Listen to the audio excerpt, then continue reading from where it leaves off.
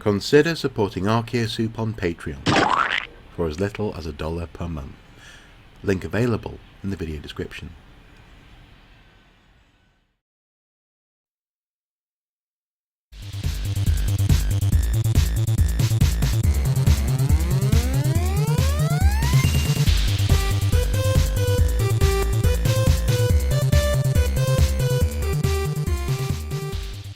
Hello and welcome back to another Digging the Game.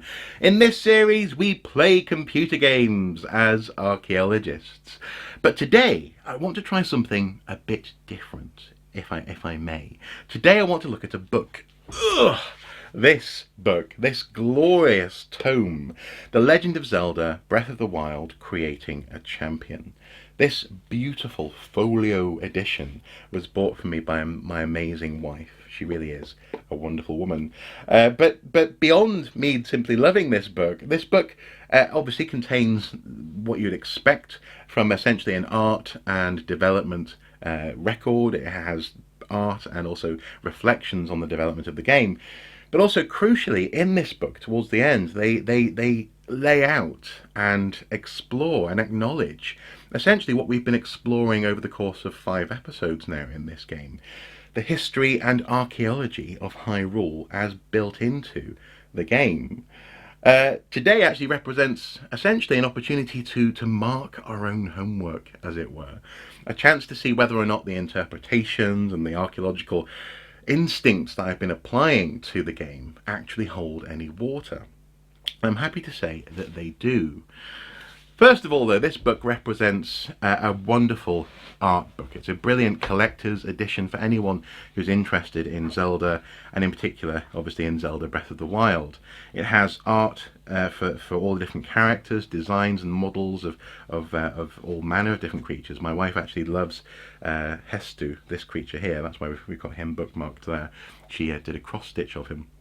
But you know, and also in addition to characters and animals, we've got, for example, weaponry and settings and locales. You know, all this sort of stuff is in here. It's a brilliant book, and actually also as a record of the development of the game, I'm particularly interested in how they went through different phases developing the character of Link. In fact, so here's an early version of Link, a completely out there design. The guitar playing, motorcycle riding Link was one of the early designs put forward at the start of development. The modern outfit of jeans and a jacket was a totally new look for Link.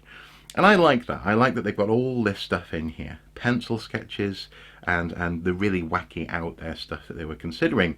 Because actually some people would quite like to see Zelda go into the future. In fact, little tidbit, one of the original concepts for Zelda and the character of Link and his name being Link was that he would actually be linking 2 different time periods. It would be sort of set in the modern times and like a mythical past, and he'd be linking the two. So actually this design here isn't a million miles away from Link, even if it is a big step for the game as a series. But yeah, that to one side. This book is a beautiful book, and I heartily recommend it if you're a fan of Zelda. However, towards the end of this book, there is a wonderful and exciting, explicit acknowledgement of the history and the archaeology of this game. In fact, quite literally, they say here, history written on the geography of Hyrule. Present-day Hyrule is divided into 8 provinces, and at its heart sits Hyrule Castle, once the centre of the Kingdom of Hyrule. Calamity Ganon's revival doomed the kingdom, and the remnants of the destroyed historical landmarks and flooded villages dot the map. In other words, this game is deliberately littered with archaeological hints as to what has happened in the past 100 years and also what has happened before then. There's also some interesting and exciting mythical elements as well built into this archaeology.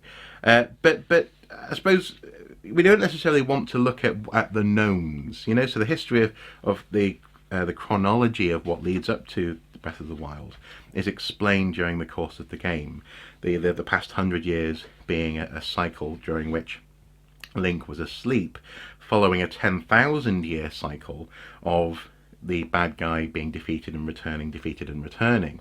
So I'm not necessarily going to examine that too closely today.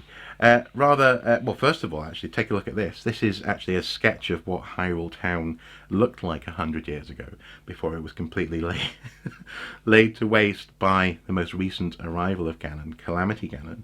About 100 years ago, preparing for Calamity, it says here. And this you will not see in the game. This is just a sketch of what the town did look like in the game. It looks a bit more like this. So quite a difference. But again, the very fact that they felt the need to draw what that looked like originally speaks to this relationship, this archaeological awareness that they had when making this game. And that really got me excited. This great calamity and final battle is explicitly represented in two key sites: the Acara Citadel ruins and also Fort Hathor. We explored these in episode 2 and episode 3 of the Zelda Breath of the Wild videos, and both of these sites represent that moment of high conflict. The Guardian robots were attacking, and people were making their last great defense of those sites. When it comes to the Acara Citadel, I found it fascinating climbing that citadel, but also exploring and trying to understand why and where cannons were placed, and what the field of vision was for the battle. And that is represented actually in this book quite beautifully with this map. We have the Acara Citadel, Cannon Battery 1 at the very top, Cannon Battery 2 with a cross field of fire there. There's a bridge here coming in from the south that we approached the Citadel from initially. And also we have Battery 3 here overlooking the parade grounds just down there. And I was intrigued by this spot as a key final effort, a push by the people of Hyrule to resist. And that's exactly what this represents. Acara Citadel, the kingdom of Hyrule's last stand. Acara Citadel's tactical functions. The site sits in the middle of two roads that enter Acara, one on each side, and is perched high atop a peak in between them. The sheer cliff face forms a natural border all the way from the northwest side to the northeast side. A stone staircase to the citadel runs clockwise up the peak from the former Acara Bridge to the southeast. The south side of the citadel faces the main road into Acara, so a high stone wall was constructed for defence. I find it really gratifying that interpretation that we went through the process of thinking about is exactly what the game developers intended this site to look and feel like. In the case of Hathor Fort, or Fort Hathor, we have a site that's been partially rebuilt. There's someone on site who is remembering, going there to reflect upon the battle that happened 100 years ago. But also, you may recall, we bumped into an archaeologist there, Dr. Caleb, who lives in a hut just behind Fort Hathor. Now, in that video, I found myself reflecting on how just beyond the wall there were some remnants of horses and carts and people's belongings, seemingly refugees who had made it beyond the wall and had stopped for respite as soon as they could when they were in a place of relative safety. And that is again exactly what is in the description here. Blatchery Field, which we'll return to in a moment, is the battlefield that approaches Hathor Fort, or Fort Hathor. And Fort Hathor sits at a choke point in a valley along the road from central Hyrule to Necluda. And its appearance suggests it was more of a checkpoint than a fortress. There are no permanent living quarters for soldiers, so it's likely that they came from elsewhere to work their shifts. And it can be inferred that Fort Hathor's purpose was to observe the coming and going of people between central Hyrule and Necluda. Since it was never intended to face a full-scale assault, it didn't have the space to deploy soldiers like Acara Citadel did. It's said that on the day of the Great Calamity, all they could do was shoot arrows from the wall and attempt to slow down the approaching guardians, whose remains litter the outside of that fort choke point to this day in the game. The road from central Hyrule passes between the dueling peaks, creating a bottleneck that slowed the Guardians down. But Blatchery Plain, right in front of Fort Hathor, was a wide open space that made defence difficult for protectors of Necluda. There was also a limit to how many people could stand on the wall at the same time, so their defensive capabilities were minimal. With Hathor village being so close, reinforcements were readily available, but the fort was not meant for a prolonged battle. There wasn't anyone there capable of coming up with long-term strategy for extended warfare. It's obvious from the remains, the Guardians that were in the process of climbing the wall when they were destroyed, that the fort was mere moments from being overrun, and it is reasonable to call the successful defence of this frontier outpost a true miracle. And that's exactly what you get from exploring the remains there. I simply love it. The fact that the wooden platforms made for the soldiers on this side of the fort facing Hathor village, the portions of the wall destroyed by the assault have been reinforced with simple wooden lattice barricades. It has not been repaired since that day, so it's still possible to conjure up images of what happened during the battle. Exactly. And I'm so pleased that the archaeology is there to be seen and there to be interpreted.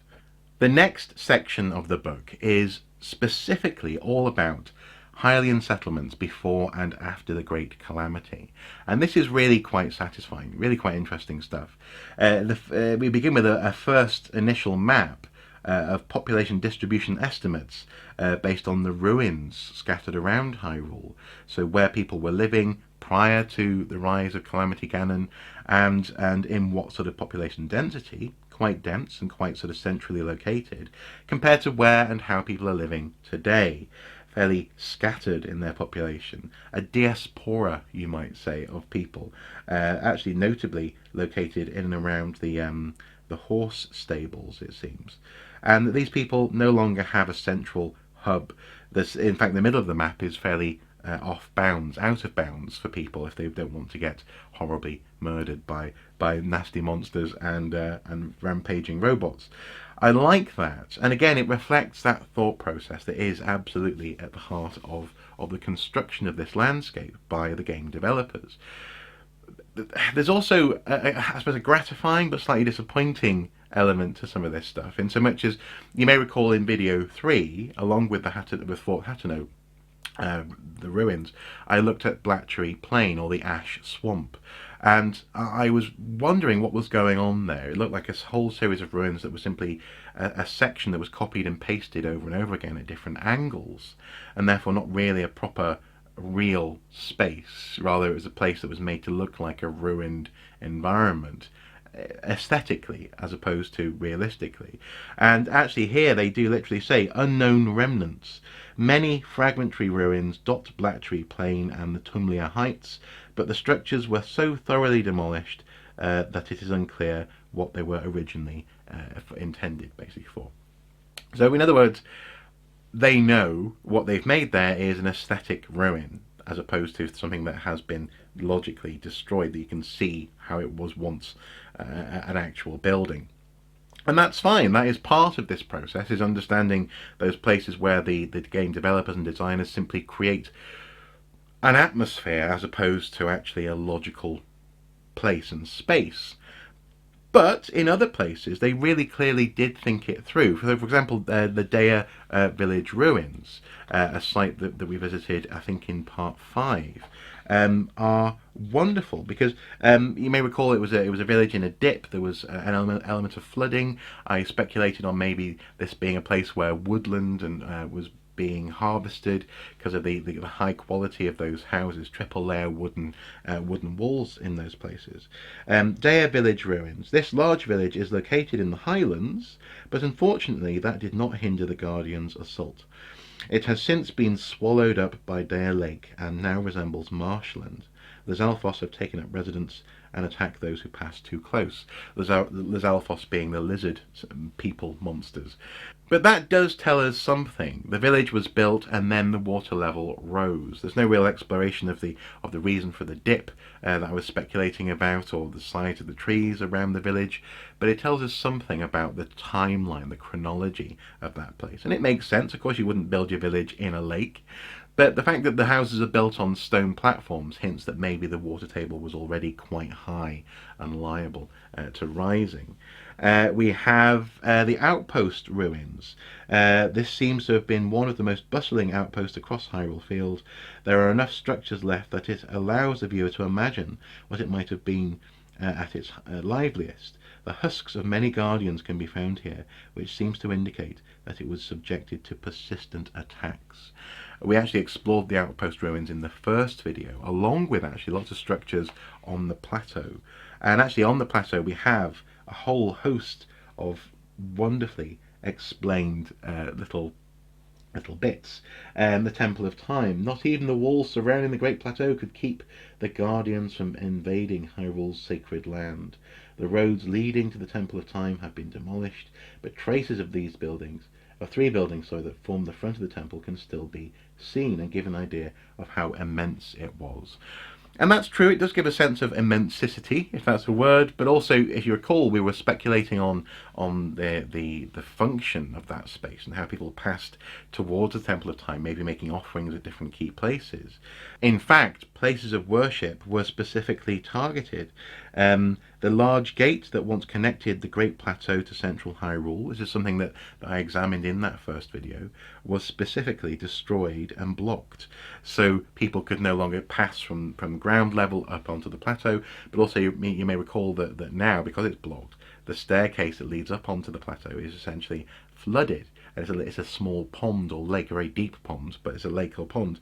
So that's something else that was built into the fabric of the game. We have the civilian evacuation and the current communities in Hyrule. This map here tracing how people moved from the garrison, Hyrule garrison, Colomo garrison as well, through these places and out to the extremities of the Hyrule map. Now, of course, there are other ruins described in this section of the book, but I don't want to read about them before we've explored them together. So we'll return to that section maybe at some point in the future. But all of this serves to really underscore and highlight the fact that this story is there to be read. This is a game that's chock-a-block explicitly with archaeological ruins and remains, and a story that can be read if you only take time to look at it. Right down to even the most inconsequential of ruins that we've examined in these 5 videos so far. For example, the burnt out husk of someone's family homestead.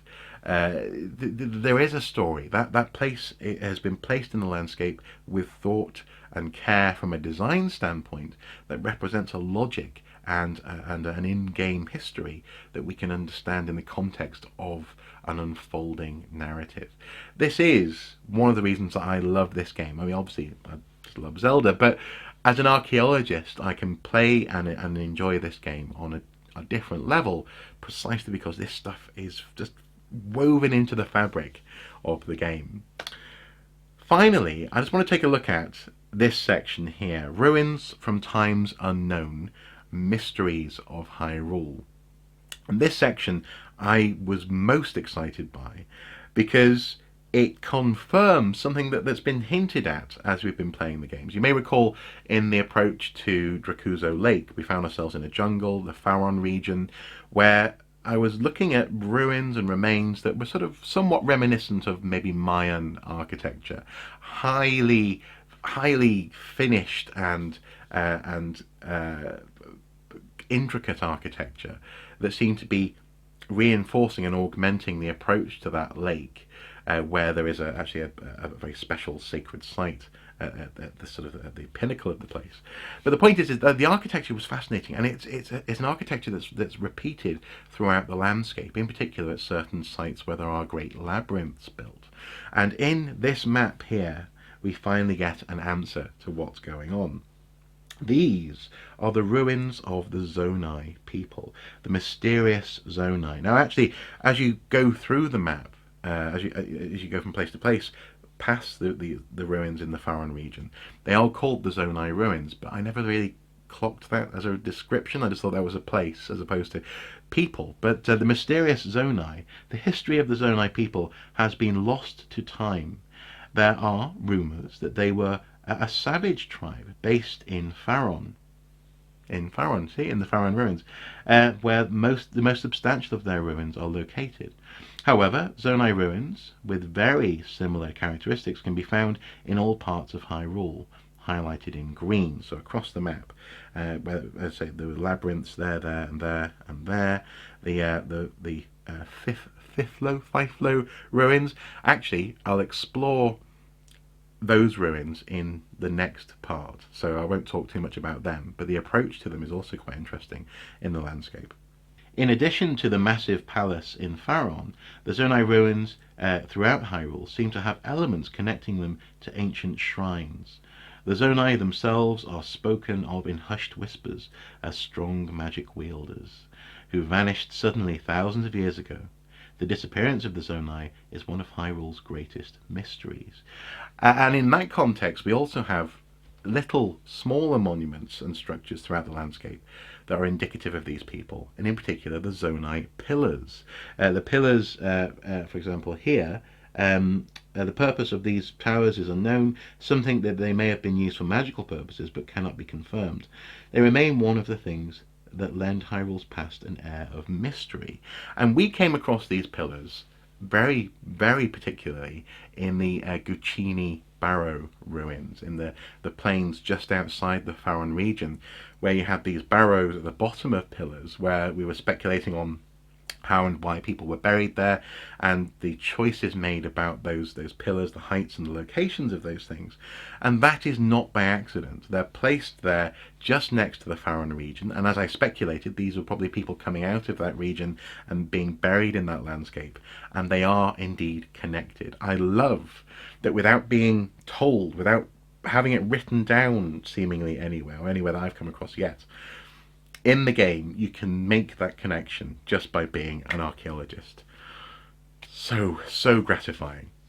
There's also reference here to an ancient Hylian culture. And these structures are structures that I don't think I've actually focused on yet. But again, maybe in the next part we'll have to go and focus on one of these structures. I can think of one place in particular where they're very obvious, but they look kind of almost like ancient Greek temples in places. There's one, for example, by the coast that's quite cool. And these ancient Hylian structures located in the Tabantha frontier region were ruins long before the Great Calamity. Some speculate that these were structures built around the same time and a period as three sacred springs, due to the similarities in their use of materials. Interestingly, the ancient springs that they reference there, you may recall we did visit one of those springs at Dracuzo Lake. So the ancient Hylian spring had been built there. That is a site that is in Skyward Sword. And seemingly after that point, the Zonai people built their interesting culmination of architecture approaching that spring. So again, that sort of hints at a timeline. Ancient Hylian culture, and then Zonai people, certainly in the Faron region. That's kind of cool. Places that feature similar stone architecture are classified as ancient Hylian cultural relics and are highlighted on the map in yellow.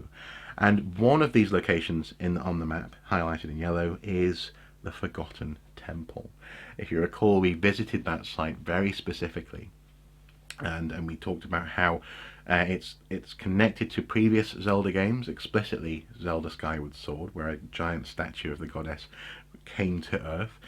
And seemingly these ancient Hylians, now once on the ground, built that temple, but also built other structures throughout the landscape. It's wonderful to see this propagation of culture explored in a game, explicitly explained in the accompanying material, and there present for us to see and explore and enjoy together as we play the game. I I love it. These little thoughts, these little seeds that they've spread across the landscape are so gratifying. I'm going to continue to explore Zelda Breath of the Wild, looking for some of this stuff. But also now we have this reference book, we can every now and then check back in on our suppositions to make sure that they do actually make sense. Now, obviously, that's not necessarily, well, in fact, in many respects, it's absolutely not how archaeology works. Normally, we can't check in and check that our answers are correct. But as a theoretical exercise, I find it so pleasing, so gratifying to be able to play the game and play with these ideas, and then have a bit of a cheat sheet in the form of this book to check those suppositions and ideas. So far, it seems we've basically been right. Even if I couldn't explicitly talk about or explain what made, for example, the Zonai ruins different, nonetheless we identified them archaeologically as being different. And also I'm really happy about that connection with the Guccini plain barrows as well. That's really cool that we identified that before I got this book. I promise you I'm not going to read too much of this because I don't want to spoil, you know, the archaeology that we can find together in the game. But I just figured out that I simply had to talk about this and simply had to share it with you guys. Because also you seem to really have enjoyed the Zelda archaeology videos, and I'm really pleased about that as well. As I say, this book is brilliant. If you can, get hold of a copy. If you're at all interested, you will not be disappointed. But for my part, I've been practically giddy reading this thing, and I can't wait to play the game. So actually, I'm going to go and do that now. As ever, guys, until next time, do take care. Bye-bye.